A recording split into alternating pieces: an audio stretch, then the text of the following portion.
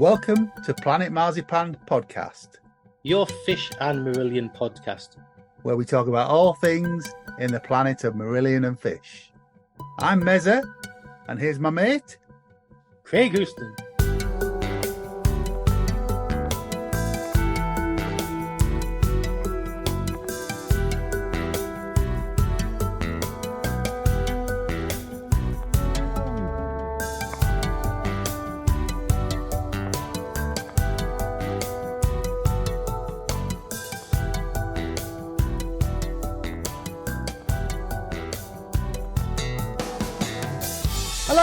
Welcome to Planet Marzipan Podcast. I'm Mezza and I'm here with my good friend Craig. Yeah, Faye's not here. Okay. No, she's out. Okay, and we have some returning guests. We have Dave Dobbie. Hello. And James Levey. Good evening. Welcome back, guys. Welcome back. Thank we you. are here to talk about Marillion.com. Ooh, mid-level. Ooh, yeah, mid-period album. The last of the castles. Yeah. Well, I'm sure we'll talk about that and lots more besides. But it came out on the 18th of October, 1999. So how old were you, Craig, at that point? I was 27 of your Earth years old. Okay, wow. Okay, I don't really know what to say to that. You don't look a day older today. As if. I need to clean my screen, I think, but yeah. Yeah, switch it on to HD, then you'll see. Oh dear. Oh, right. No, I take all that back. So we'll start with a Wikipedia entry for this album. Marillion.com is the 11th studio album by the British neo-prog band Marillion, released on the 18th of October 1999 by their own label Intact Records and distributed by Castle Communications. It was the last of the 3 recordings the band made on a contract with Castle, between being dropped by EMI Records in 1995 and eventually becoming independent in the 2000s. Continuing Marillion's decline in mainstream success, it became the first album to fail to reach the top 40 in the UK, peaking at number 53 and staying in the charts for just 1 week. It was also the first album from which no singles were released officially. However, Deserve was used as a promo single and Rich served as a radio single in Brazil. Wow, that's a downbeat start, isn't it? Yeah, it's all downhill, isn't it, from there? Any sort of, before we get stuck into some of the sort of meat and bones of the album, any sort of memories of this period? James, I think you were talking before we started recording. This was a bit of a lean period for you. Yeah, I'd sort of seen the band. I'd sort of got into the band in the early 90s, I think, which we discussed on a previous episode. And I'd seen them on the Holidays tour, and I'd seen them a couple of times on the Brave tour. And then being at uni, I guess my musical tastes were changing a little bit. I didn't see him on the Afraid of Sunlight tour, much to my regret. And then saw TSC and Radiation because they played Aylesbury, and I was back home by that point. But I think it was really before the internet really took off, so it was a bit difficult to sort of track what they were doing. I think I was still a web member. But it just, I was seeing other bands and I was getting into other types of music and doing other things. And it's sort of, I guess, also that my friend who I was going up to the gigs with at that point moved away. So I'd sort of lost my gig buddy to go to the Marillion gigs with. And I didn't sort of pick that up again until the early 2000s. So yeah, for me, it was, I missed the tour. I think I bought the album. I've got the sort of, the sleeve with all the pictures and everything like that. That's the one. Yes. I found in the local record shop, but yeah, it was a bit of a gap. Okay. Dave, is this too early for you? No, opposite for me, really. Although I was quite isolated, similar to what James was saying about the internet being in its early stages. I was 17 when this came out, and it was the first build-up to an album for me that came out while I was a fan. Again, previous podcasts, I got into the band through my dad playing the music in the car when I was very little, and went back to it through discovering the band again in his CD collection after him introducing me to Pink Floyd and me deciding that he probably had some half-decent CDs in there somewhere. And I just loved all of the stuff. It was the Made Again live double album that he had that I loved. It reminded me of some of the songs that I liked when I was a kid. And it obviously had Brave on it, which I was blown away by. And by the time .com was coming around, I spent every little bit of my pocket money buying every single thing I could find in HMV by Marillion. Again, didn't know anybody else who was in the band, so again, isolated. But from seeing the adverts for the album in that little guide, I think, that came with the Observer that my parents used to get, that little small magazine, I knew it was coming out, and I was super excited. And I went to my first gig on that tour. So yeah, I was like really looking forward to it coming out. So here we go with a proper story. Who did you end up standing next to at your first ever Marillion gig? Well, that would be John, but I didn't know we were getting into the tour just yet. But might as well do this bit. Yeah. But yeah, so went down. That was my birthday present, my 18th birthday present, going to that gig. My dad drove us down, me and my mate Matthew, and I was very excited. I ended up standing next to John, who will probably testify how excited I was about the gig. It was a brilliant set list. So yeah. John, You were. I think that's why you stood out, Dave. We were all a bit sort of old and wizened, the rest of us, and you were so excited to be there. And I'm not particularly tall. I'm about 6'1", but I could see. Well, to be honest with you, we got some heads up as to what the set list was from the previous date. So you were sort of, do I want to know? Don't I want to know? Oh, I don't know. It's going to be really exciting, and it was a great gig, which we'll come on to later. But I told Craig about about this young lad that was there with his dad, because I was there with Leslie, I think. And he said, "That's very, very strange. You want to pick your part of the story up?" Yeah, because he told me about meeting this young lad down there, and ridiculously randomly, there's one evening where my mate Ralph and I had gone to one of the pubs that we used to frequent in Newcastle, which is BRX, which used to be by the Civic Centre. And we'd gone in, and I clocked a young lad there with a Marillion T-shirt on. So I thought, I could have a bit of teasing time here, because, do the old, I'm older, I'll do the old like fish jokes and things and stuff like that, just to wind a newbie up, just for shits and giggles. So when I went across and, had a bit of a crack on, and basically wound him up a little bit about, still fish still with them and all that kind of stuff and that. And then, came clean about being a big fan and knowing them like encyclopedically, and got chatting, and suddenly became fast friends, and then found out randomly that this chap here, David, was the same person who was standing next to John at the gig, who he'd been talking about. Yeah. So all very strange. Absolute small world. So that was 25 years ago, and the bugger's still here. I would say it was a coincidence bumping into you in Newcastle wearing that Marillion T-shirt, but I don't think I had it off my back for about 2 months after the gig. I was so excited, I loved the band so much. Did your mum have to throw you in the washing machine? Yeah, with pretty the much. T-shirt? Pretty much, Okay. yeah. So we'd done a couple of the Zodiac gigs in the summer as well, hadn't we? Well, you did two, and I'd done one because we were down with our friend Andy, and we couldn't get tickets for the first night. Yeah. Because it was like, and we got tickets for the second night, and yeah. But yeah, the Zodiac, it was hot and sweaty. It was. Always is. It was. Still is now in a different form. Is it? Yeah, it's an O2 Academy now. Yeah, it's an O2 Academy. Has been for a while. Okay. Saw a fish there not so long ago. All right, cool.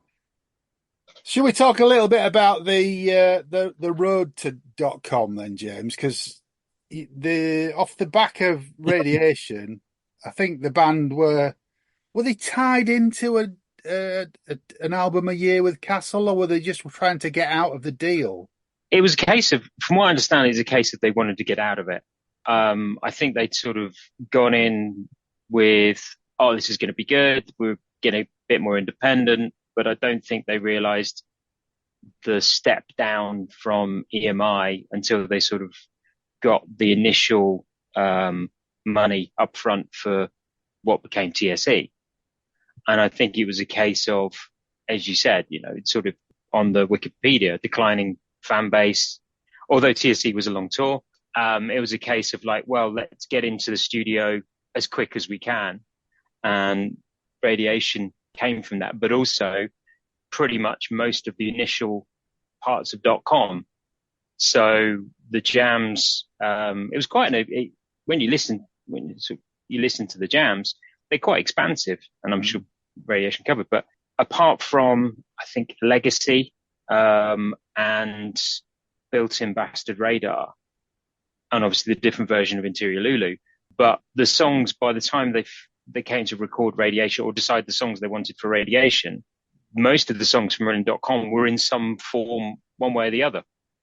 Yeah. So I think that when they came off the tour for Radiation, it's a case of, we've got one album to get done.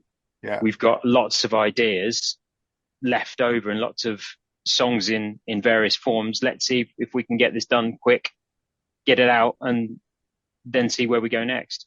Yeah. I mean, I had a quick read up on a few things. I was on Fraser Marshall's site, marillionations.blogspot.com, and H talks on there about having the Helmer lyrics for A Legacy and Built-in Bastard Radar, but they came too late in the process for Radiation to sort of pull the songs together. And Mark Kelly talks about Go being written for Radiation, but not in its current form. It wasn't. The sort of constituent parts were there. It was called Upside Down at the time, because I think it's on the Caught in the Net. I think that's the making of you can hear one of the jams there. There you go. And H sings at the end of it, "Go, go, go," and that's where the song title came from eventually. But it had that it had the verse music, the chorus melody was there, some of the guitar bits and pieces, but the Wide Awake and On the Edge of the World, that wasn't there. So that was missing. And yeah, Built-in Bastard Radar, they had bits, they had like the guitar riff, they had some of the guitar motifs and things like that. And with the Legacy, the lyrics weren't there, as you say, it came very late. But sort of the initial couple of jams and ideas was sort of there when H took them away at the beginning of 99 to put the song together. Yeah. The other thing that's worth mentioning then at the beginning of 99 is that Pete had an accident. He was knocked off his bicycle riding home from the Racket Club on the 11th of January 99. And he was ill and sort of in recuperation for a good few weeks, I understand. Mm. Yeah. But I think I remember seeing him later sort of, I must have been April, May time in town on crutches. Really? Yeah. But I think because of the band wanting to free themselves from the Castle deal, he felt that he needed to get well quickly to get back into the sort of writing process. Mm. Yeah, they sort of came back in beginning of January and didn't do much jamming per se. I think there's only a few 5 or 6 mini discs worth of jams. And some bits came out of that, like the Primrose Hill section of Lulu, when we'll talk about that more when we get into Lulu, and some other bits and pieces. And then they just went straight into sort of working on the ideas they had and arranging. And that sort of went through till they started recording sort of April time. Yeah. And the recording, I think, was punctuated by some gigs at the Zodiac that we've talked about. So there were 2 Web UK gigs on the 24th and 25th of July, then 2 other gigs that weren't Web UK on the 26th and 27th. So they played 4 nights at the Zodiac, which I think, as you've said, were very hot and sweaty. I was at the first 2 Web UK gigs. Craig was at the second one. Yeah, I couldn't get tickets for the first one. And but your first one though was where you actually kind of started your addiction to Marillion quizzes. Well, the Web UK randomly drew out names out of a hat to go on stage and take the band on at a quiz. And apologies because I can't remember who all my teammates were, but I know John Boy was one of them, and I think was Max Rail one of the others. I can't remember, but it was great. You know, the band, as we know, can't remember what they did yesterday, so we all got certificates saying I beat the band, and they were all signed by the band and everything. But it was just a really good crack, and the set list for the gigs included some of the new stuff. So they were playing Rich and Deserve. I think that's it though. But there was a couple of bits that obviously we'd not heard at that point. But cracking gigs, and there was things like a Q&A, and I distinctly remember that because I don't know whether Zodiac is the same, but it had the main room and the bar used to be at the back. In the sort of Still back is. corner. It's down the sides now, and then you've got the upstairs room as well. I've got a very vivid memory of of H coming through into the bar and being absolutely mobbed by everybody. You know, everyone's wanting to chat to him and stuff. But it was really good. It was the first Web UK proper gigs, I think, and it was a good taster for what was to come with the album. I think it's also by the sound of it, because I wasn't there, but it sounds like it was almost some of the template was used when the bigger convention came along in 2002. Yeah, it was very much kind of the first baby steps in that direction.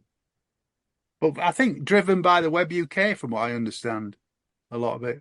Yeah, yes. So yeah, there was those gigs, and then the Boom Boom Boys were there to film the gigs, so that came out as Shot in the Dark, which I think Craig's been watching, haven't you? Yes, it's funny looking back to that because it's one of those things that I think we'll cover that convention in a separate pod and go into Zodiac and Shot in the Dark a lot deeper when we do a deep delve there. But it's interesting to see because it's a different kind of concept film because it's interspersed with interviews between the songs. So you've got a lot of, it's it's got the electronic press kit in with it as well. So you can see where they've shot lots of bits and bobs to do with the upcoming album and following them on the tour and stuff like that. So it's a great little DVD to have a look through. It's very of its time with the type of cuts and the type of effects and things on there. Yeah. But not high definition at all. It's very, very low definition. I think we'll soft focus. Yeah, it's what. Wasn't it the first nowadays? Wasn't it the first concert film that had been out for a while? Yes, it was the first concert film since Stoke wrote to Ipanema. It was it came out first on VHS before they reissued it on DVD. Back in 2002, the DVD came out. I think the video came out for 2000. Yeah. Okay. But it's well worth a look, and there's some interesting versions on because you've got a couple of rarities. It's like one of the first times that they played Beyond You live because that had never been played on the tour, and you've got random things like an acoustic version of Sugar Mice and the acoustic version of Cover My Eyes. But they say we'll delve into that deeper. Yeah, because I think, and I might be wrong, but I think wasn't it they're using some bits to sort of showcase some of the arrangements they used live at the Walls the year before. Yeah. And I think the Boom Boom Boys were there primarily to film a promo for Deserve, is what I understand. And then obviously they filmed the gig, so more came out of that. Well, yeah, might as well use as much as you can. Yeah. Yeah, Boom Boom Boys have their own style, though, don't they? Very much so. That sort of H slightly off to the left of camera when he's singing. It's quite arty, but yeah. Yeah, it's very, very arty. Yeah. And very early noughties. Yeah, but it's good it was captured. Oh, yeah, absolutely. Yeah. If you think about it, there was such a long period of time where there wasn't any live footage, but this was the start where it became more regular because you had and then you had the piss up in the brewery, and then you kind of went on. Unfortunately, there wasn't anything from Marbles. You had to wait. So to Marbles, there was nothing from Anorak, video released wise. Yeah. But there was from the conventions after that and the Marble stuff. I'm pretty certain I bought the CD of this Zodiac gig at the actual Gig on the .com tour because I recall getting it signed out the back after the gig. Yeah, because they had, I think the two albums that like live stuff that came out in '99 as a general release to Racket was Unplugged at the Walls and Zodiac, wasn't it? Yeah. Okay. We talked about everything but the album. Here. Yeah, we're getting down. Because it's where they met Mr. Wilson, didn't they? He was at the gigs, wasn't he? He was at gigs. Should we talk a little bit about the mixing? So I think they had Trevor Vallis try and mix the stuff on a new desk. Is that right? Yeah. So what I understand is they got a new digital recording desk brought into the Racket Club. And Stuart Every, who also had done Radiation, as a sort of, I don't know if they call him producer, but he was helping the band with Radiation, and he was effectively the studio manager, or being the studio engineer at the time before Rod took over a couple of years later. And then I think he and the band started mixing it on this new digital desk, and they just weren't happy with the results. I think he mixed some of them, and then H got Trevor Vallis in. I think at the time, then they went off, or I think it's at the same time they went off to the Forge at Oswestry, and wasn't it Nick Davis mixed? Yeah, Rich, Deserve, yeah, and was it Tumble Down the Years? Another track. I think maybe it was Legacy. I don't know. I can't remember. Hang on. Deserve, Rich, and Tumble Down the Years. Hey. Tumble Down the Years. Wikipedia, he's in. He's warmed up now. Warmed up now, isn't he? With Getting with the program now. So H brought in Trevor Vallis, who he'd known when he was in the Europeans, and I think Trevor then went off and mixed House and a couple of others, and again they weren't happy with the sound or the mix or things like that. I mean, I've heard some of the early mixes, goes very different. Right. And then bumped into Stephen Wilson and just said, "You wouldn't do us a favour and do us the odd mix." And I think they sent him Interior Lulu to do that, and then carried on. Well, according to John Collins' book, Separated Out, Stephen Wilson was at the Zodiac gigs, which is where they asked him. That's where they saw him. Yeah. And didn't they do something like give him like 5 songs, and he did it in 5 days? They gave him Interior Lulu as a test. Yeah. Just a short, 15-minute thing. And it went so well that they gave him the other songs, yeah. It's like he should have just gone. It says, "Oh, Sunsets on Empire, I produced this epic. You trust us." I think the only Trevor Vallis track on the album the mix has remained is House. That's right, yeah. And Pete's gone on record as saying that after Radiation, they were trying to get some warmer sounds because they'd obviously had this, I don't know, quite different reaction to Radiation and the sort of lo-fi aspect of it. So they were looking for something that was a bit more friendly on the ear. Yeah. It's definitely a warmer mix. Yeah. It's a very clean sounding album as well. It's almost like Holidays in Eden, where with like Brave and Afraid of Sunlight, there's a lot more layers and textures, whereas I think .com is a bit more straightforward. I've been really surprised going back to it. There's some tracks, we'll talk about them all in depth in a minute, but some tracks that I don't really like as much as I do live, and then others that are absolutely gorgeous, beautiful. But we'll talk about those in a minute. But it's not, I'll say at the top of the pod, it's not really an album that I reach for very often at all. Same here. Same. Yeah. Same. Yeah, and me. Not to say that it's not good. Yeah, no, it's what you were saying earlier with the Wikipedia. It's if you look at the curve of Marillion's popularity or appeal, and say it's not that it's not a good album. We'll get that into the songs, but it's if you look at then what came next, it is a lead through. It does provide when they got into the marketing side and things like that with the bonus disc, which we'll talk about. It was then the sort of up curve to lead into Anorak. Yeah. And I think it probably gets a little bit, I wouldn't say overlooked so much, but if you think of the period, the Castle period, you're talking an album every year. So there's a lot of material to go through over the space of 3 years. Some of these songs wouldn't see the light of day now because of the way the band works.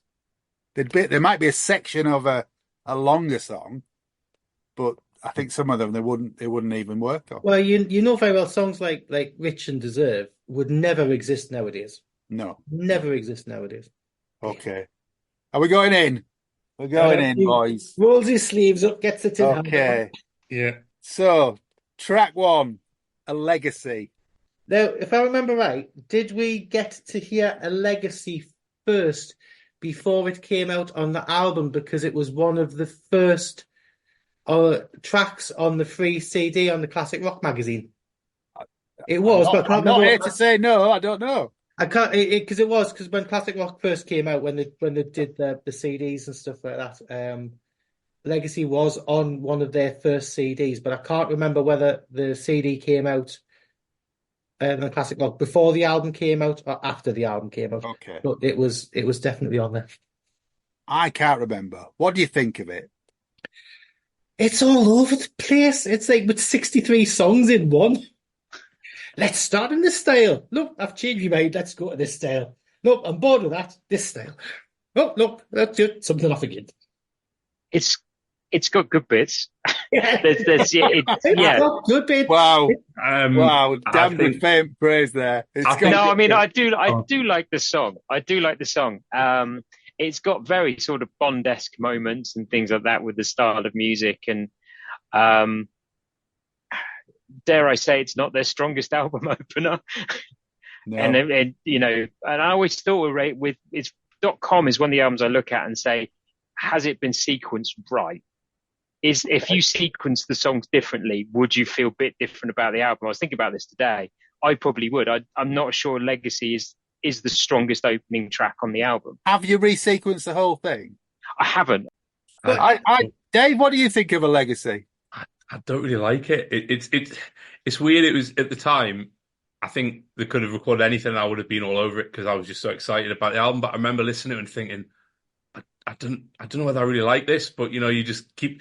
It was back in the days where CD cost me like 2 weeks or 3 weeks pocket money and whatever I could scrape together. So I would listen again and again. I never really got the track and listened back to it. Again, lifted it off the shelf to go back. I think it's a bit all over the place for me. Although I think the vocal performance on it's really good. Especially, I know we're not getting to it yet, John. On the vinyl, I thought the vocal was really good. So it's got things about that I like, but not for me really. That track. I think it needed more work. I think it needed like either elongated or chopped into a few different songs. There's just too much in it for me. I think you're right. It's not an opener because it doesn't really set the tone for the album at all. And it does jump all over the place. It's not a particular favourite of mine either. Although the band do seem to like to play it live, don't they? It's better live. Yeah. It's got much better attack live. Yeah, I don't know. It's not a great start for me. It's not a great start, but there you go. Shall we move on to Deserve? You get what you deserve. Get what you deserve, absolutely, yeah. It is possibly one of Marillion's most straightforward songs. When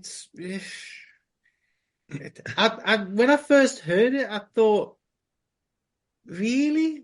If we come to this, it's just a straightforward pop rock song that doesn't do anything for us. Lyrically, quite clever, but I just thought they've done so much better before. John's laughing. Yeah, stop laughing. I'm not going to rescue Craig. I agree with everything with that. I didn't like it at the time. I'm not really a big fan of saxophone at all. Apart from maybe on a few Pink Floyd songs. Otherwise, keep it with the jazz bands for me. Like controversial. I've got to say though, but and I don't know. I don't like the lyrics either. So, but there we are. I've got to say respect for Ben Castle. Yeah, that's all I say. His dad was a legend. I think it kicks a bit more live. I think it seems a bit ploddy on the record when I listen back to it again. I think it kicks a bit more live, and again, I think it's got a good vocal on it. But yeah, it's got a really annoying rhythmic noise in the first half of it that I've never noticed on the studio version before.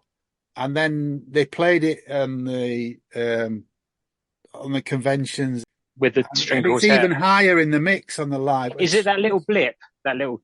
It's awful. It just and it really stands out to me now. I never heard it before. I think the lyrics are quite clever. The page 1 and 3 thing's quite clever. We get what we deserve. You know. Lyrically, it's okay. It's okay, and I think to be fair, they do need more songs of. It should be a bit played more live, just to bring a set list up a bit. But it's got more bounce factor, isn't it? I wouldn't make it a Lubric song, They wouldn't make it a Ludwig song, but I don't bring it mind back and it. reevaluate it. I know I don't mind it. As you say, it's got a good vocal to it. It's got some really nice guitar bits in it, and it's a different type. As you say, it's straight, and it's actually nice to hear for once a straight to the floor rocker. Yeah, and it's you wouldn't mind if they threw it in the set now. No, you wouldn't mind it. Change things up a bit, wouldn't it? Yeah.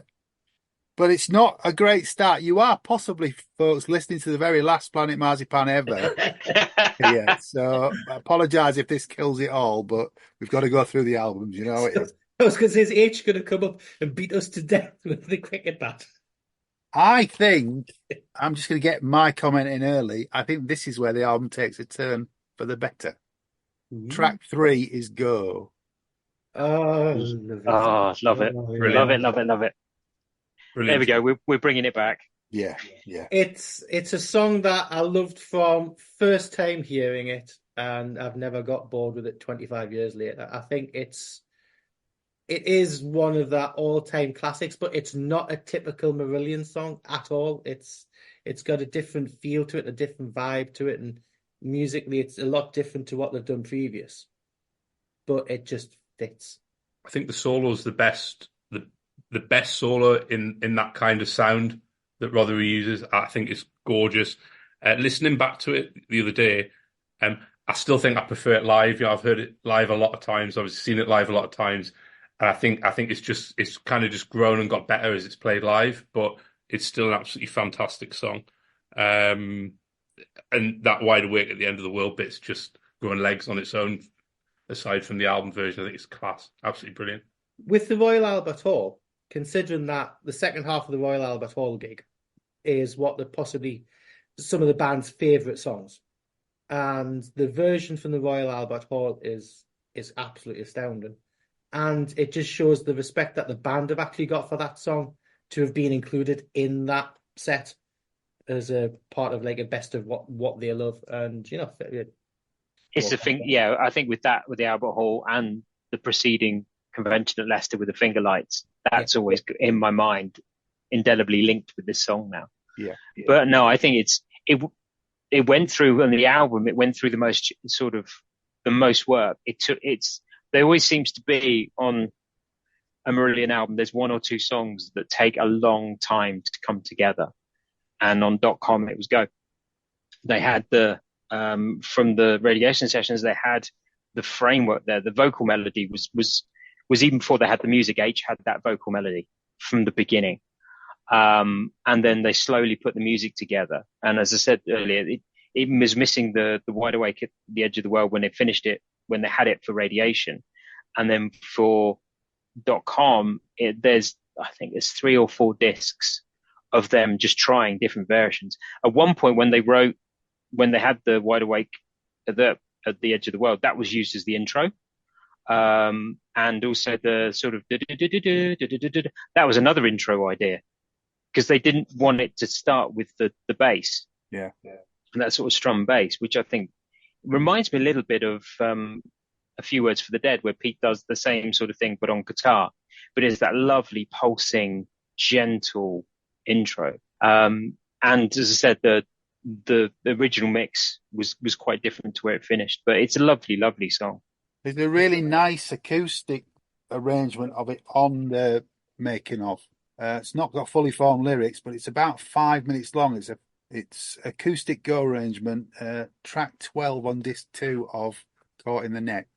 So the reason they do that is sometimes when they're all playing full whack, they say, well, let's strip it back. Let's go acoustic so they can work on the structure of the song, because it's easier to work out acoustically. And that's where that comes. And they've done that on other songs as well. They say, well, let's bash it through it acoustically just to see how it sounds. Does it all sit together before we start throwing on all the rest of the noise?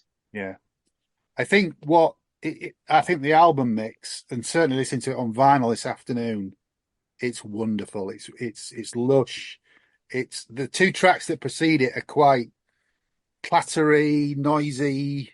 This is just the opposite of that. You can hear the instrumentation, and it's a fantastic Wilson mix as well. It's really good.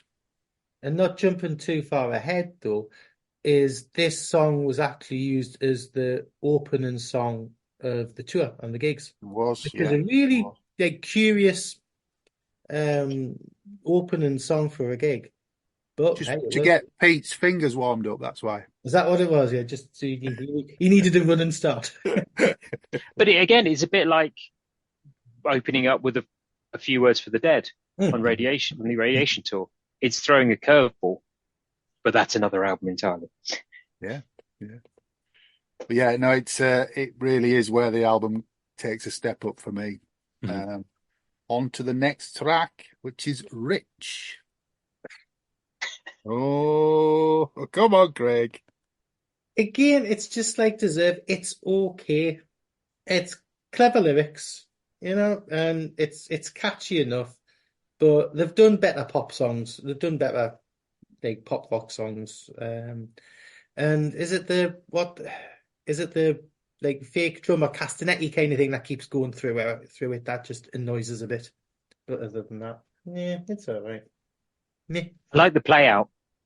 Oh, the play out of it when Ian lets loose. I've written that down in my notes as well because it's not a song I used to particularly like. I used to think it was Cannibal Surf Babe's Less Cool Kid brother when I first heard it. And Scrappy Doo, what is it? Like the annoying brother. I don't know, and I just never really got it. But when I listened to the other day, I wrote that in my notes. I thought, yeah, the outro is pretty cool actually. I quite like the outro, but it's not one of my favourites. So I don't know. Again, it's a nice one to have in the set now and again. It's like when another bit of a bouncier number as a contrast to the other bits. And I think maybe I'm wrong, but something in my head, and Craigopedia will correct me if I'm wrong, wasn't some of that lyric from a marketing email or something that came from Mark's other half of the time? I haven't asked Fraser about this, so I apologise, Fraser, that we're going to quote your website again. It's exactly that, James. Yeah. It's Steve Hogarth's words combine a series of personal thoughts and quotations compiled by Mark's then partner Angie. I thought they were all positive philosophies, a code by which you could live. It's by spending oneself that one becomes rich. I thought it was such a fantastic idea. It's a celebration of life, really. Absolutely full on positive, no cynicism, no sarcasm. It does come across as a positive message in a positive song. Yeah. Doesn't help that we don't like it that much, though. John hasn't said. What do you make with John? Come on, then. I think it's in the same category as Deserve. It's all right. It's straight ahead. You do need songs like this in a set list, though. You do. Yeah, and I think at the time they enjoyed them at the gig. I think A Legacy, Deserve, and Rich are probably what people remember this album for, and it's much more than that. There's some of the other parts of the album are greater than those songs for me. Yeah, I'd agree with that. Track 5 is Enlightened. Now that's one of H's favourite songs, isn't it? It is. He has done this on Natural as well, hasn't he? Yeah, a while back there. Yeah, I really like this. Yeah, it's got a nice feel to it, hasn't it? It's got a real sort of, because it's written about Brazil, isn't it? We had the idea when he was in Sao Paulo. And it does come across that shimmering with the music as well. There's sort of shimmering blue sea and the sand and everything. And it's an evocative song. That's the best way to say it. It's an evocative song. And it's one I don't think they should play more. Because I think it'll be a nice thing to throw into the set. It's funny because I'm completely wrong on this, but I feel this song is almost like a sister song to Fantastic Place. It just got not musically exactly, but thematically. There's just something about the like slightly otherworldly, like far away place kind of feel to it. That sort of take me to the island. Just vibe. Just the kind of South American kind of away from it all kind of thing. I think it's really mellow. I liked it at the time. I recall back in those making tapes for people days when you put songs you like to try and get them into the band you liked. I used to put it on, and I still like the track. And it was nice to rediscover it, actually, listening back to the album for the first time in a lot of years, because it's one I'd kind of forgotten about. But no, I think it's a nice track. Really like that one. It's got a cracking solo from Ruthers in there as well. Yeah. Nice solo. We're picking up all the same things here, James. I've got that one down. Yeah, which you've been sharing your homework, you two. Yeah, each I'll get fuss. Because it had the working title Forks of the Lightning, but that guitar solo came out separately in a jam, and it was had a working title of Hendrix. Oh, yeah. Which I can understand listening to. It's like, yep. Yeah. It's not one of my favourites, if I'm honest, Enlightened. I think if you look at what's around, I'll say something controversial. I like the next track better than I like Enlightened, and I bet I'm alone in that. That tumbleweed on the screen. Yeah. Well, you can say the next track in Yorkshire, and it fits. It's okay. Enlightened's okay. The solo's fantastic. I don't know. It's a bit. I know H loves it. It's not in the same category as Fantastic Place for me. I know what you mean, though, Craig. But it's about that otherworldliness, being in another place, I think. But, and being away from yourself, almost. Yeah. There is that sort of escapism is a recurring theme in H's lyrics. Yeah. Because you've got a state of mind as well, which is, again, quite similar. And there's other songs that he talks about escaping. And I guess with what was going on at the time, he was placing himself, which we'll go into in a couple of tracks' time. We will. Not the next one, though. No. Which is Built-in Bastard Radar. I can say it in my southern 1950s BBC announcement. Welcome to Built-in Bastard Radar. Bastard. Ding dong. Go on then, Craig. I don't mind it, actually. I think lyrically it's a fun song, and it's like, you can see where H is coming from with it, exactly. But it's entertaining enough, and I don't skip it. I think it's a shame that it never really got much of an airing live, but it's all right enough. It's all right enough. So I say I'm being nice. It's not shit. My 17-year-old ears, 18-year-old ears used to absolutely hate this song. I used to skip it every time. I used to say built-in bullshit radar, I used to call it. Built-in what? Built-in bullshit radar, I used to call it. I didn't used to like it at all. But I listened to it the first time in 20-odd years the other day, and when the guitar gets going and it kicks, it really kicks. Yeah. I actually really like it. The dropouts and the quieter parts spoil it a bit for me now, I'd say.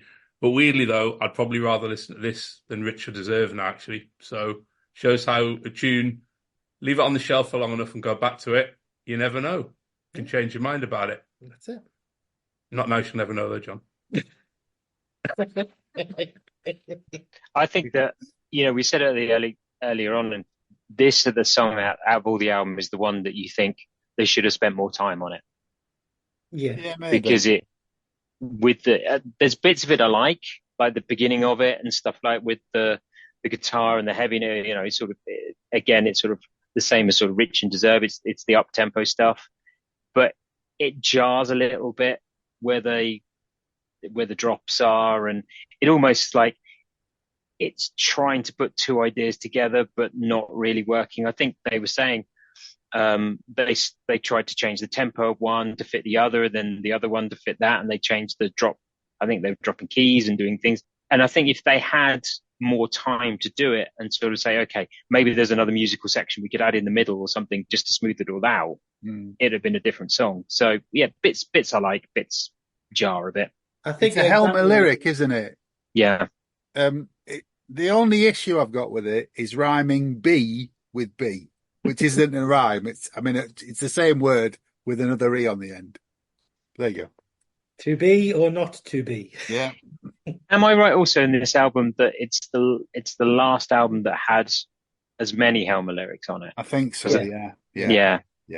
But I think that's very much a product of banging out the 3 albums. Mm. This was the last one, so they're running on almost on empty to try and get this one out and away from the deal, I think. But I think James is definitely right. I think this song, like a legacy, needed more time than to work. And it would have, if it wasn't for the situation, they would have developed them more, and then the album would have come later. Yeah. Okay. We'll go in the CD order. Tumble Down the Years. Here comes the sun. Yeah. Wow. Yeah. Only if you've got cloth ears, I think that is. Oh, no. I like it. I think it's got very sort of birdsy REM type guitar. Yeah. 12 yeah. And you can hear this sort of coming, it's got a radiation feel about it. I know it was used for radio or attempted for radiation and then moved on, but I like it. I think it's a song that it would be good if they played a bit more. Yeah. Because it's quite a straight song, but it's a nice counterpoint for what was about to happen. Yeah, it's not definitely on the vinyl. It's not. Oh, not on the vinyl, but on the CD. It's definitely a nice song, and I think George Harrison and the Beatles are still waiting for their paycheck for it. But it's very Beatles-esque. Well, I don't know. I'd say I agree with James on the birdsy REM kind of sound. Yeah. I love the way it opens, and I love all that kind of jangly guitar stuff. So yeah, it was right up my street, and I always liked it, and I still liked it. It was nice listening back to it the other day. I think it was definitely a better contender if they were going to do a single for the album. Yeah, probably. I would have chose this over Rich and Deserved, but.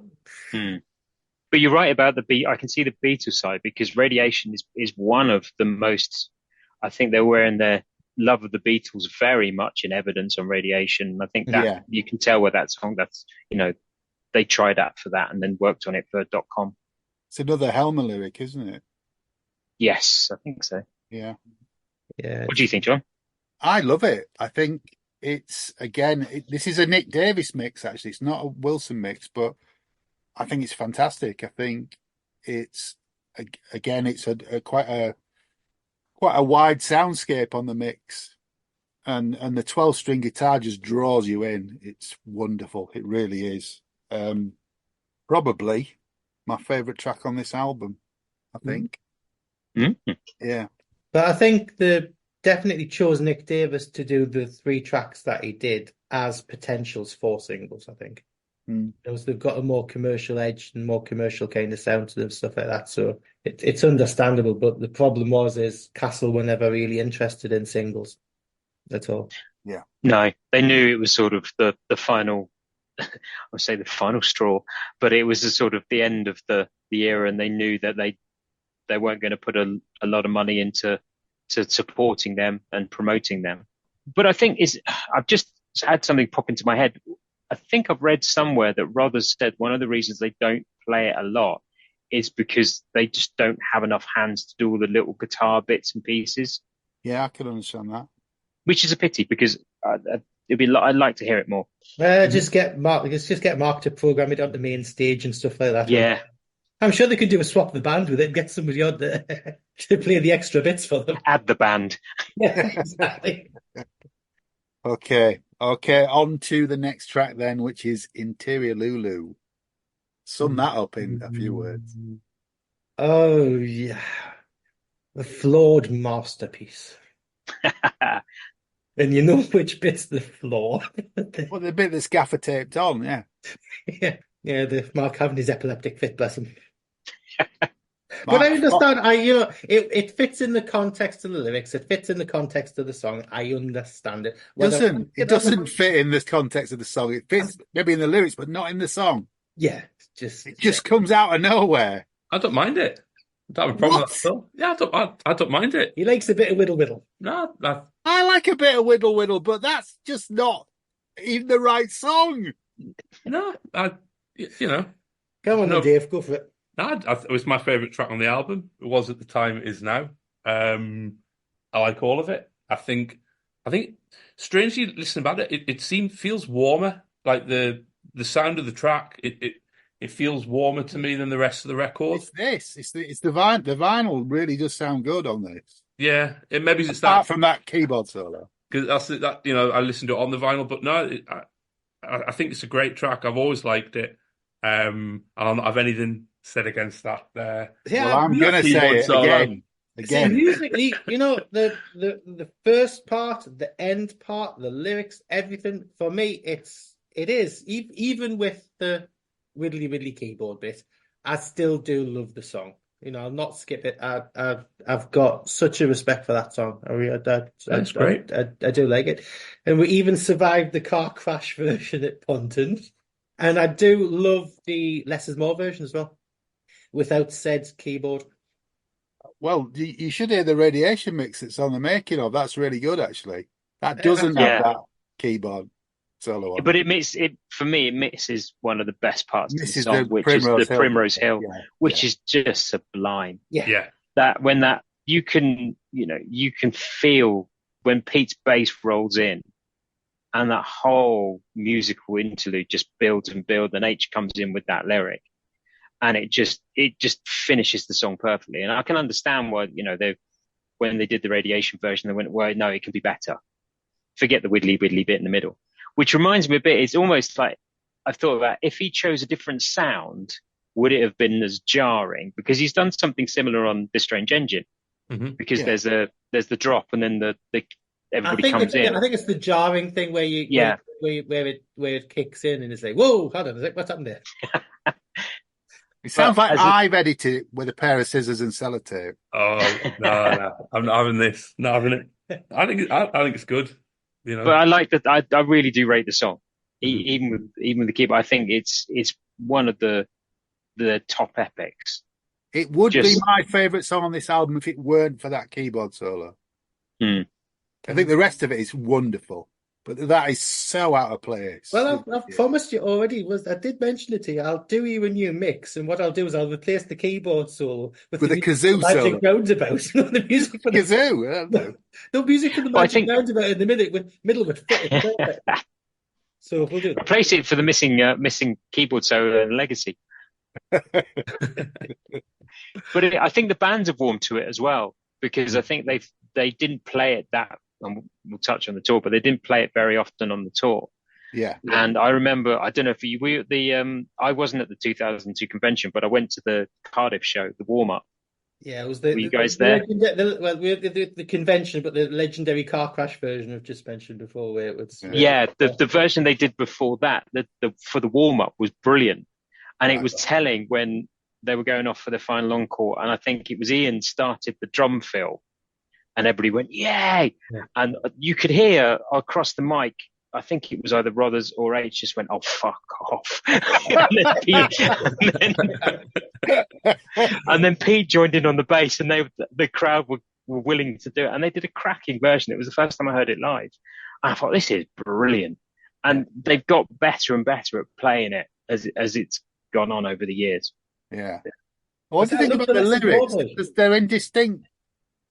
Separate sections, aren't they? You've got this Louise Brooks bit at the beginning, and I'm not an educated man, but I don't really understand the connection between that and the Primrose Hill section.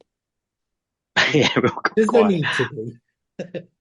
I thought it was just about being disconnected, so I was might be. I think it's a almost sort of where they were, which is ironic because the internet saved them in the end. But it was a case of, you look at the natural world, look at what's around you, don't just stare at a screen. And he has touched on that in, like fear and the media and things like that. So it has, again, another connotation around what's going on in the wider world. Yeah. And I know it's one of Mr. Kennedy's favourite songs as well, by far. Where is he then? He wasn't. It was waiting after you'd finished building Bastard Radar, and then he's coming on. Okay.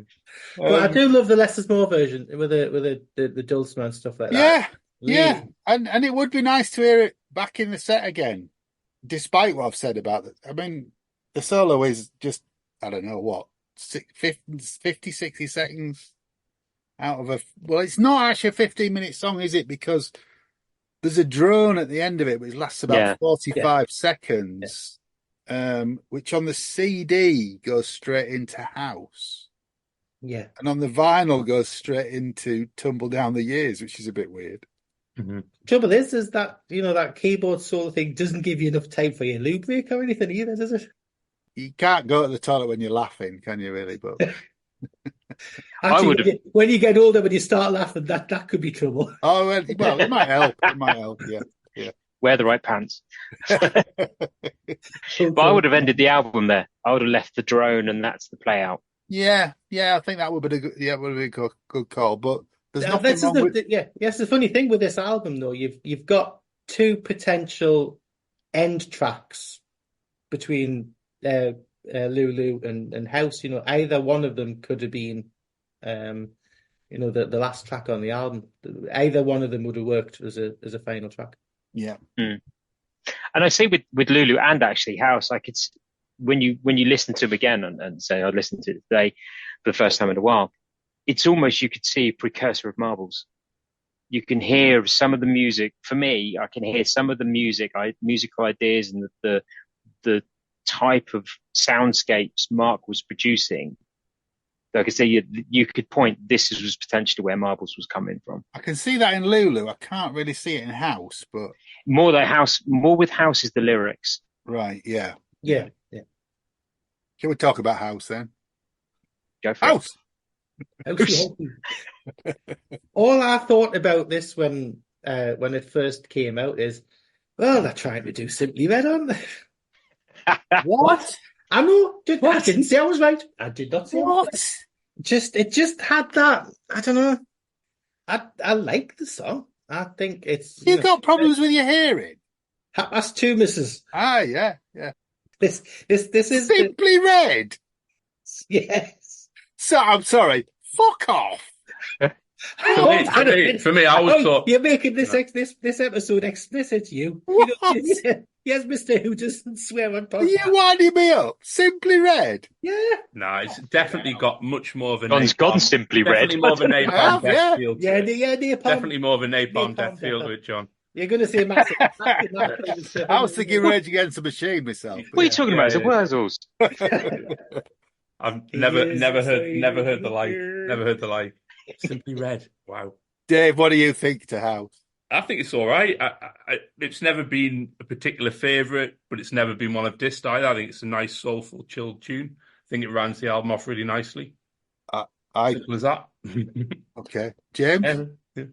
It has echoes with Now She'll Never Know and Beyond You. Yeah, absolutely. With that real bleak lyric. And, what an H is bearing his soul on that song. And yeah, I mean, I think it's a prequel song to Somewhere Else, isn't it, really? Yeah, I mean, there's this, you can see, and there's also bits in there in These Change and things like that when he's, he feels that his marriage is breaking up. And again, this is what I was saying about the sort of precursor to Marbles. There's it's the invisible man. It's the sort of, I'm in my own house. That whole line about the hi-fi, quiet at all volumes and things like that. It is such a beautiful lyric, but a bleak subject matter. And when you listen to it, you think, oh my God, that is, it's really, you can feel it. And the only thing I think about House is maybe it's too long. Yeah, maybe. Great idea. Love the sort of late night jazzy bluesy feel to it. But I think its structure allows it to build up because it builds up twice. It builds up to Afraid of Knowing Myself and all of that, doesn't it? And then there's what's the other section? When she this house was built on solid ground. Yeah. And now it's crumbling. Yeah. That's the second build up. And that's because of the length of the song, it's able to sort of do that twice. But those are, I mean, for all I've said about Tumble Down the Years, this is a hairs on the back of my neck moment for me. A bit like 100 Nights, You Didn't Notice Me as I Passed You on the Stairs. That's another lyric that just gets me. This, looking at it, not seeing it, you can just feel the tension that must have been in that house. And it's such a vivid description of how that atmosphere must have been. Yeah. Yeah, lyrically it is very hard hitting that way on when you know the subject matter and you know where he's coming from and where he was in his life at the time. Yeah. Yeah, and he's the one that sort of put the song together. It was the Radiation version had sort of some of the constituent part. It was actually started by Pete's bass. That's what triggered the jam. Yeah. And it was cool. You can see why they call it the Massive Attack song, because there's Teardrop and other Massive Attack beats in there with Blue Lines and other bits. And then they sort of jammed around with bits, and he took that away and went, right, this is the format, this is the structure. And then they just jammed around a bit further and put the song together. So lyrically, it's a very H. Marillion song, but musically, it's just not something that they've really experimented with before or really since. Well, there's nothing. I think there's nothing wrong with that. No. I think if they I did think it, that's one. you couldn't, Sorry, you go on, couldn't John. do it again. Sorry, James. Couldn't do it again because they've kind of done it. Yeah. It's not like anything else they do. It's a bit like No Such Thing in that respect. They've never done anything like that, and they won't revisit it because they've done it. I always think the three Castle albums, they stretched their musical wings. They sort of went, right, let's try and do something different. Let's try and go into different directions. Let's try and do that. And it gives them the freedom to do that. And you could see that coming out in Anorak and Marbles and the following albums. It's like, we're not sort of straight jacketing ourselves to the type like the Brave and Afraid Song, like how fantastically they are. You can show they are a truly progressive band. Mm-hmm.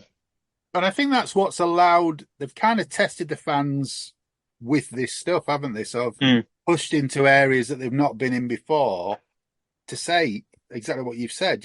We're not going to pigeonhole ourselves in this one style. We'll just do what we want. And it's funny because, I mean, we'll go through them later on. And when we put that we're doing our homework on Facebook over the weekend, we got a hell of a lot of responses, and they are all over the place. From absolute adoration to absolute hatred. But yes. we'll go through some of these comments at the end of the pod. We will indeed. There are some very extreme reactions to this and Somewhere Else, which we put out when you're listening to this a couple of weeks ago. Some very extreme reactions, but we do love hearing what you think about these, and we will kind of keep putting what we're listening to over the weekend into the Facebook group to capture your thoughts. So please let us know what you think of the albums, and we will put your comments into the pod. But I think, after all we've said, it's a worthy addition to the Marillion catalogue. It was a product of its time, and it needed to be what it needed to be to finish off the Castle years. Yeah, I think when you look at it, you compare it to maybe Radiation. The band seem to play more of .com live recently than they do Radiation. Really? I might be wrong on that one. Look at John's face. It's a brave statement, James. I don't know. What were you thinking of? What songs? But Go, they've played yeah, quite a few. Lulu's been back and forth in the set more recently. Yeah. I can't remember. I can't remember them playing too much of Radiation. I might be wrong. 3 Minute Boy? Apart from 3 Minute Boy. Should we talk a little bit about the sleeve and the look of the album?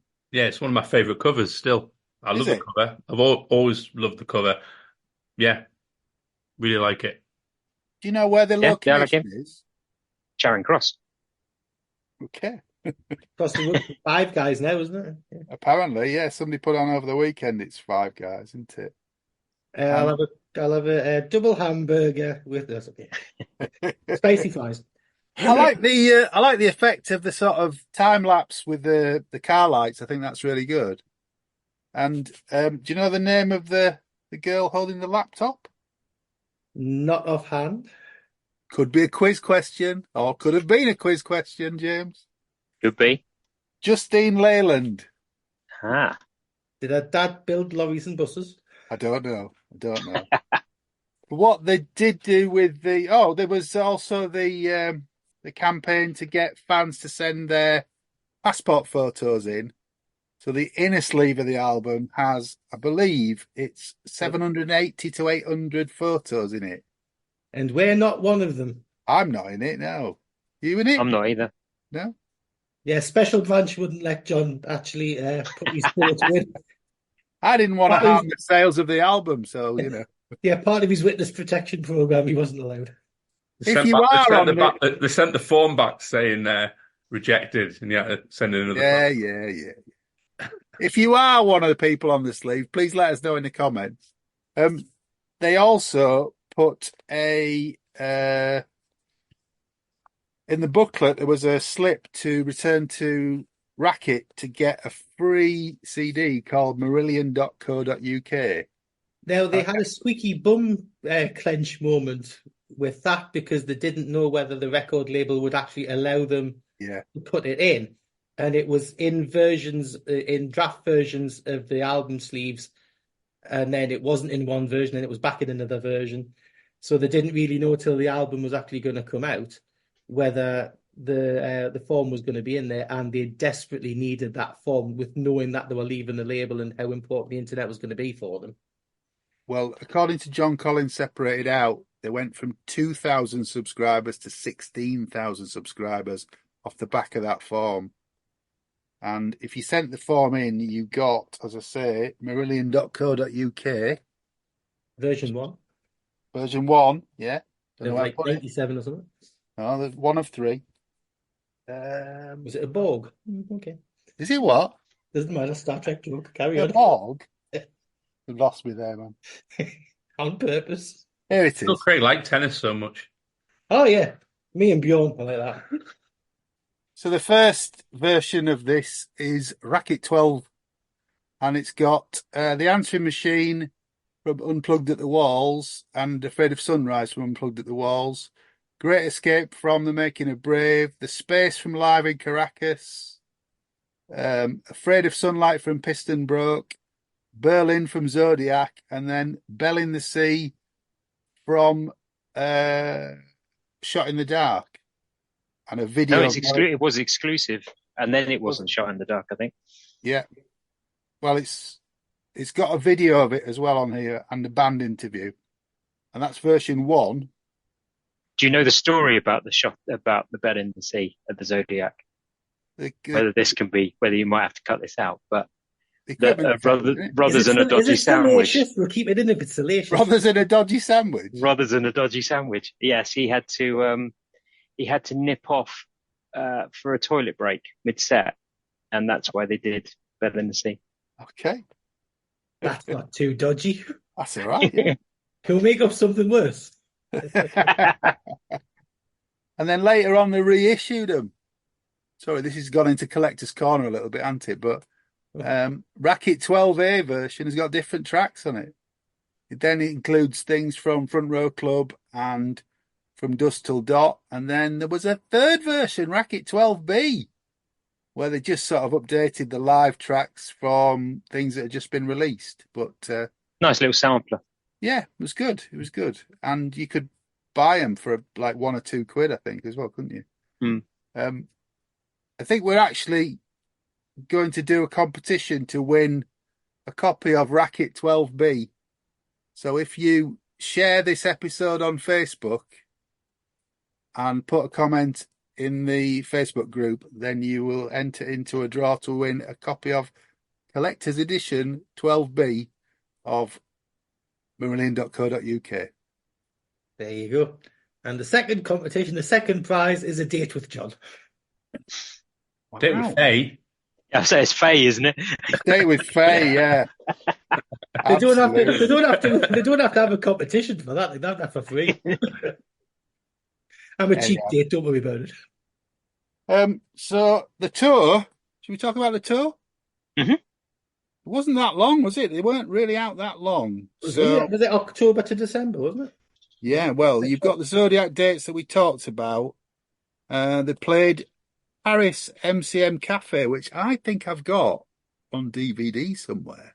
It was on French TV, I think, yeah. Yes, yeah. 13 tracks on your French TV, 13th of October. They debuted Go, I think, on that gig. Well, it goes on the set list, yeah, absolutely. And then they went back to the Zodiac for the start of the tour, 14th of November. Did they have a block booking or something? Must have. You've skipped ahead of your Jazz Cafe though. Sorry? Jazz Cafe. Oh no, that was Radiation, wasn't it? Yeah, you've done a Mezza there, mate. You've done a Mezza. Craigie fail. Yeah. Craigie fail. That'll be getting edited out. Oh, that's good. Yeah. That stayed in. You kept mine in last week. That stays in. So yeah, we went on to Dudley, and then Dudley. 17th of November 1999, Dave, Rock City. Unbelievable. Fantastic gig. Yeah, the set list was unreal. I mean, for someone who'd only really been in the last 2 years, going back and rediscovering or discovering for me, Brave, Afraid of Sunlight, all those great albums, the set list couldn't really have been better. They played everything I think a new person going to the first gig would want to hear. You know, from the old stuff alongside a lot of the tracks, including Interior Lulu at Rock City, that I wanted to hear off the new album. So yeah, blown away by it. Go, Under the Sun, Uninvited Guests, Rich, A Legacy, House, Mad, Afraid of Sunlight, Deserve, Easter, Answering Machine, Great Escape, Memory of Water, Big Beat, Brilliant. King, Interior Lulu, Kaylee, Lavender, and Slange. It's not bad for your first one, is it? It's not bad, is it? Yeah. Not bad at all. Terrific. Not bad at all. From there, the tour went to Manchester, Shepherd's Bush. That was the only one of the tour. Shepherd's Bush Empire, where they got a longer set for some reason. I don't know what they got extra. Because they didn't get Lulu. Oh yeah, there we go. Amsterdam, Paradiso, Tilburg. Oh, is that so? They took Lulu out in after Manchester. Is that right? Yeah, I think they only played it, if I'm right, I think they only played it once more on the tour, which I think was in Enschede. Do you think it was people's faces as soon as this got into the store? It was like the front row was sucking lemons or something. But I think, I think it was the case of they hadn't really rehearsed it and fully brought it in, and whether they felt it was dropping the set too much, because I think it was going to be a case of they were going to alternate that with House. Mm. Yeah. But then they dropped House as well. Well, yeah, because the tour ran through to 5th of December, and that's actually been released as 5th of December has been released as a front row disc. So Manchester, 4th of December, sorry. Is there 2 releases from that tour on front row? Yeah, Manchester. Well, there's 3 because Zodiac came out as well. Yeah, it was an expanded version of Zodiac. Yeah, full version of Zodiac came out, and that's front row 26. That's the second night. Yeah. With the Manchester front row, that was one of the first front rows, wasn't it? It was. It's front row 2, and it's actually a multi-track recording. It's probably one of the best sounding front row discs. But is that the one where they started recording a little bit late? So it misses off the first, 90 seconds, 2 minutes of go. Yeah, thought so. But the rest of it is amazing. Yeah, I remember it being a good recording. I haven't listened to that front row version for ages, but I remember it being a really good recording. But I have quite a few of the recordings of that tour misses the first little bit of go. Sorry? Quite a few of the recordings from that tour misses the first bits of go. Right. Yeah. And then the Mannheim is front row 25, and that's a really good sound as well. Although the set list by this point, they'd taken House out and they'd taken Lulu out, so it's a pretty standard set list. But I think the Manchester one is highly recommended. Zodiac, the sound isn't quite as good as these two. It's a stereo recording compared to, as you say, the sort of more multi-track. Yeah, but it captures the atmosphere of the Zodiac gigs. I mean, the crowd is this is night 2, as you say, James, and the crowd are singing the beginning of Rich before the band start playing. So, they're good, they're great recordings. And then, of course, as we've touched on, you've got the original Zodiac, which was the 1-disc version that Dave bought at the gigs. And it's doesn't quite sound as good as the front row disc, if I'm honest. But there you go. So yeah, it was a short tour, and then the band kind of moved on. And the next gig after this tour was the Bass Museum in November 2000, but that's a whole other story. Oh yeah, piss up into brewery. Yeah.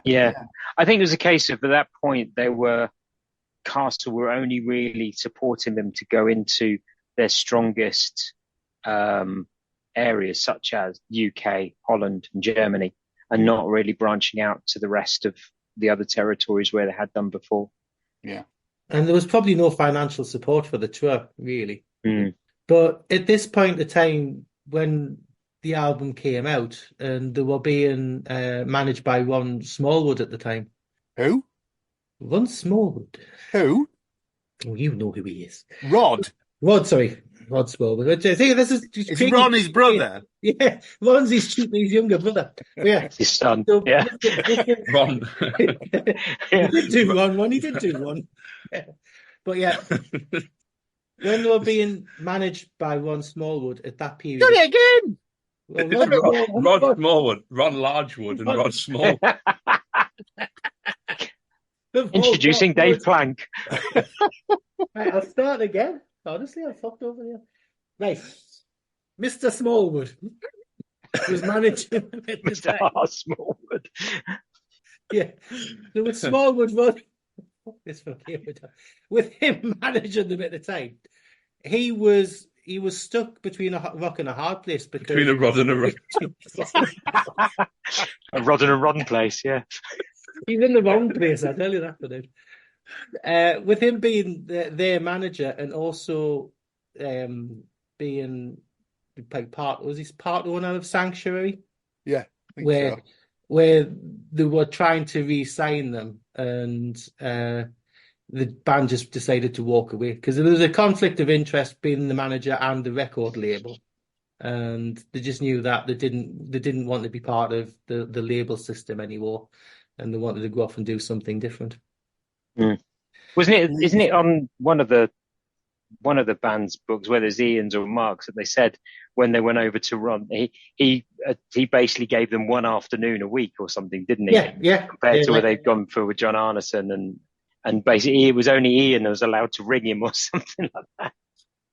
Never going to work, was it? Never going to work. Is Ron there? That was the problem. He kept asking for Ron. No, sorry. Not sure. Oh dear. I've really screwed this episode. I'm not... Who do you want? Ronnie Wood? No, Ron Dave, there's only one way to rescue this episode. And that will be my favourite slot, I think you find. And what's your favourite slot? Just for the record. Rod or Ron. But I'm going to let Dave talk about it because he's here and he's got it. It's unusual to have somebody else on. Well, hold on a second. I'll clean your GIMP mask first so you can use it. No, it's good pressing. It's really good. I was confused the first time I played it by there's a mix up on the print on the back of the track order, which I wasn't sure. At first, I thought they'd just stickered the two sides of my record wrong, but then I realised it was I looked up. But no, it's great sounding. Like I said, the interior Lulu really comes alive on this pressing. I think really really good. Nice package. Printed inners. Nice. Yeah, it's good. It's strange because the way they've cut it, you would think they would put into, as it's listed on the back of the sleeve, you'd think they'd put Interior Lulu on a side on its own to give it, more space and bigger grooves, but they've not. They've whacked it on side 3 before Tumble Down the Years. It goes from Interior Lulu into Tumble Down the Years. Yeah. And then House is on its own on side 4. So have they made it a smooth transition, is it? Or is it? It's like the way the drone on Lulu goes into House. It just does the drone, then it just suddenly stops and goes into the 12 string of Tumble Down the Years. Mm-hmm. So this is a Madfish version. This is the Madfish version. It's come out again on Snapper. I don't know if that's any different. I would imagine it's the same pressing, but because it didn't come out on vinyl originally, did it? It was it didn't. No, CD. This is 2012 Madfish version is the first pressing. And do you love it? Stun silence. Like Dave says, it sounds really good, really clean. It does. It's a nice pressing. It's nice. I think we don't have any 5.1s or anything. No. As of yet. No, Not yet. Mr. Barnsley Wood will be very disappointed that I'm not talking about which speaker, which the guitar, Rother's guitar comes out of this week, but it comes out of both because it's in stereo. Has he been mocking you about that? He has today, yes. Gave us a review of the Somewhere Else episode that's hit today, saying that he really enjoyed me telling him what was coming out of each speaker. In 4.1. And he never realised it was 4.1. Hey, it's informative, this. It's not just bullshit, this, you know. No. Really? Yeah, really. Yeah, really, Ron. It is. You've never been so fun in your life. Yeah. Anyhow, that is Marillion.com, folks. So what we'll do now is we'll have a run through of some of our Facebook and email comments, starting with John Berger. He put nothing on this album. Looking weeks this week, isn't it? Nothing on this album warrants the use of the name Marillion. Furthermore, this was around the time they slagged off not just prog, but fans of progressive rock at every opportunity. You know, the very same people who allowed the band to scrape by, barely. How they could accept various awards from Prog magazine in later years with a straight face is, well, let's just leave it at that. So what you really think, John? I was going to say minty words. Well, I've replied to that comment saying, but do you like it? And then he said, kill it with fire, I say. Nice. Oh, yeah.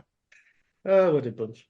Then David Wright says, just realised I'd forgotten to mention Tumble Down the Years, one of Rother's most gorgeous flowing guitar lines. Although as an album I'm not sure the whole thing gels, I do like the fact that there are more shorter upbeat songs. I do wish they would release a mini album or an EP of shorter accessible songs alongside a proper new album. Sometimes I think they should do away with the whole cycle of jamming when creating a new album. Just my own thoughts anyway. Martin Holdroyd says, took me 15 years not to hate it. Okay. Some good songs on there though. So that's a typical one. Andy Bliss, friend of the pod. Better with age, there's some good stuff on there. Usual. Gary Barlow, not that one. Thought so then and still do today. A very good album. House, Lulu, Go. What's not to like? Andy McIntosh. Hate House, one of the worst things they've ever done. Ouch. Oh dear. Michael Bowdry, love it. House and Rich are two of my favourite Marillion songs, and it's generally a bright and immensely enjoyable album.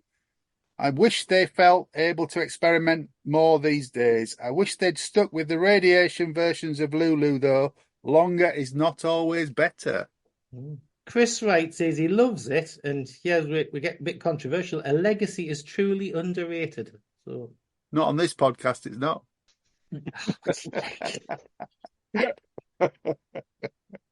George Stevens says, can't particularly remember any tracks from it. Closest I came to bailing out.